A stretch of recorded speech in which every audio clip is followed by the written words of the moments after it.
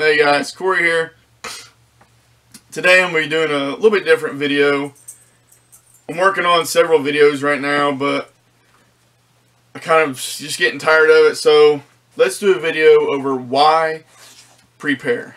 Why should I prepare? Why should you prepare? Why prepare? I get asked that quite a bit. So the first thing I'm going to ask them, or you, is why don't you prepare? So for me, the most common answers I get, and if you can't see my dogs down here being needy, they either don't care, they trust the system, they don't know where to start, which is a very common one, and financial means. That's another very, very common one. There's a whole plethora of YouTube videos out there that cover this subject. Honestly, I think most of them are just pushing agendas or products. There's one YouTuber I do follow. I really like a lot of his videos, and most of the stuff he says I agree 100% with, and that's Corsair Trainers. I might even leave a link down below if I can figure out how to do it in the comment section or in the description section. But he's got some pretty good videos out there, and he's kind of a no BS type person, so I think I would recommend him, but there's a lot I would not recommend. So that's why they don't. Financial, not knowing, they don't care, or they trust the system. For me, and I'm looking at my computer, so I keep looking over here. I've got some notes wrote down. For me, it's to protect my family and neighbors. So for my neighbors, if someone's walking around my house, they'll probably call me like, "Hey, you got someone coming over today? I don't recognize the vehicle." Yes or no. For them, they have cattle, and sometimes cows get out. So, hey, you got a cow wandering around your backyard, just letting you know. Oh, hey, okay, cool. So you help each other like that. But then when a disaster happens, like if I'm up there by myself trying to put a tarp on my roof, more than likely my neighbor's going to come over to help out. So I prepare so I can help them in a time of need. My family is the same way. Like, there's no way I will be able to look my niece or nephews or nieces in the eyes when they're starving, knowing I probably should have done something to help them. I just can't do it. So most of my preps aren't even for me. They're for other people. My second thing is eliminating stress.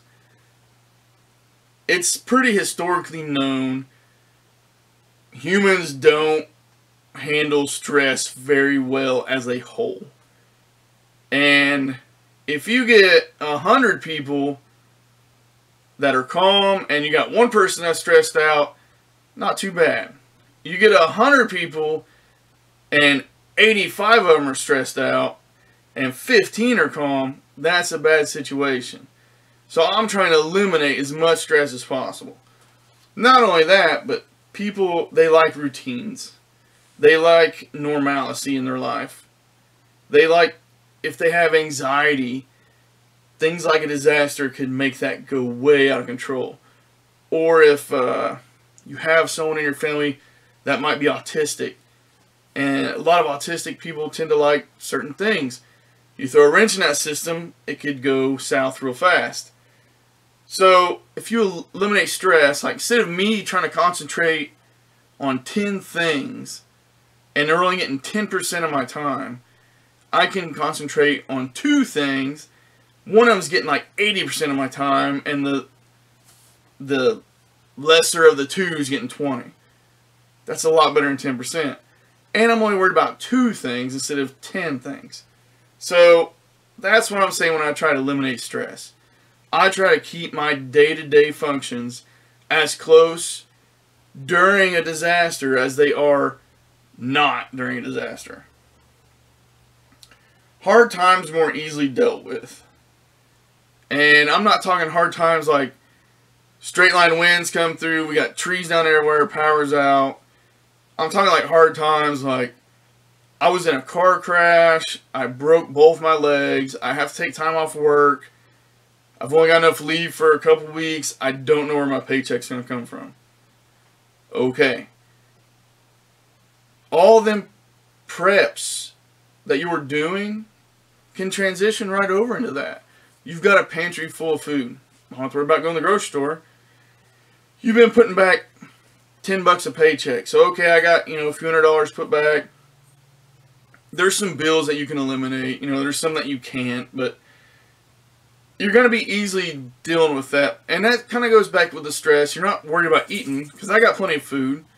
You're not completely worried about your bills yet. Like, oh, I got a little bit setback, enough for a month or whatever. So it's going to be easier to deal with that. Kind of like the stress. You're only worrying about 3 or 4 things instead of 10 things.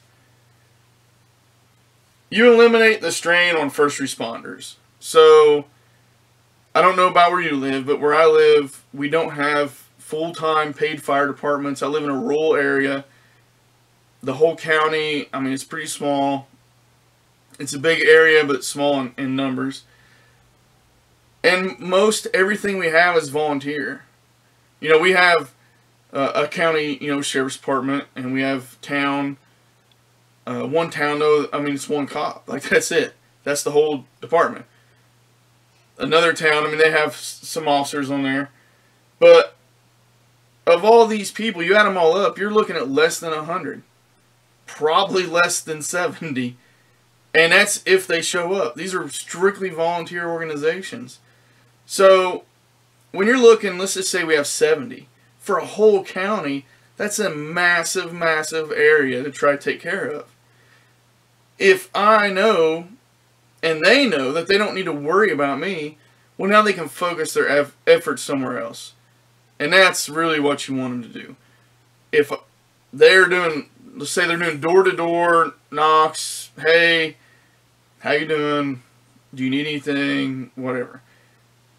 No, man, I'm good to go. I got food, got water, whatever. I got heat. Like, I'll be alright. You guys concentrate on somewhere else. I'll let you know if I need anything. Alright, cool. They jot it down, or whatever they do, call it up on the radio. Now they can go take care of someone that needs it way, way more than I do. And that kind of lets them focus their efforts. You become an asset. So I wrote that down. Not saying like you're going to be better than everyone else, but let's just, for example, say you and some buddies, you got really big into ham radios. You've been doing it for a while. Let's say you've been doing it for a couple years. You've got some really nice equipment. You've been training with the equipment. You know it well. Tornado rolls through, bust town up, repeaters down. Cell phones are all tied up.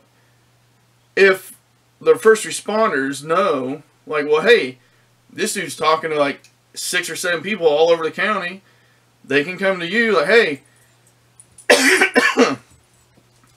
what's going on the other side of the county? What do they look like? Boom, you can get a hold of your buddy and So now you're an asset to the whole county. And you're probably going to get treated better for it at the end. If you're out there every day with them, you're going to know exactly like where the sawyers need to be sent to for trimming trees, or where do the food drops need to go to. You're going to have privy to all this information, and you're helping out the entire county because you're letting them deploy the assets where they need to be the most. Instead of spending 4 hours clearing trees to get to the other side of the county, realizing that that's actually not that bad here at all and everyone's doing okay. Let them focus their efforts.